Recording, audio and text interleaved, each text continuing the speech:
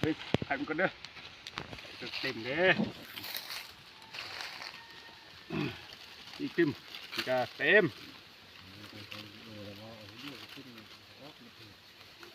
อีกติมว้าในเดี๋ยวยกคล้องหนึ่งกับทายางกลางทายางกับคล้องน้อยหนึ่ง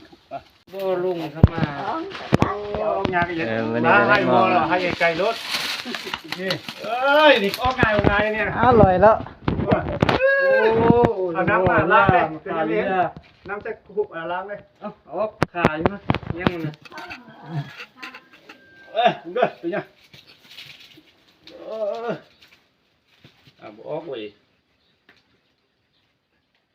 เบิ่งเด้อเบิ่งปลาเรื่องพี่น้องแรงจะดึงใหญ่นี่ยังอยู่ดิๆนะขับคล้อง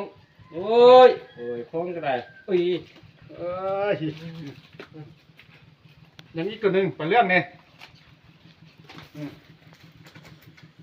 นี่ปลาจ๋ออันนี้ปลาโจ๊ก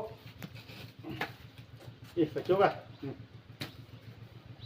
อันนี้ปลาเข่งได้นี่นะปลาเข่งเนี่ยปลานั่งเนี่ย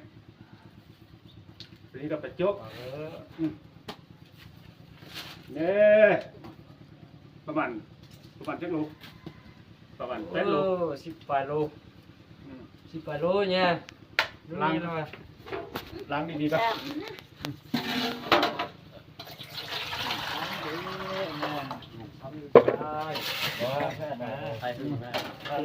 มีในป้านี่แน่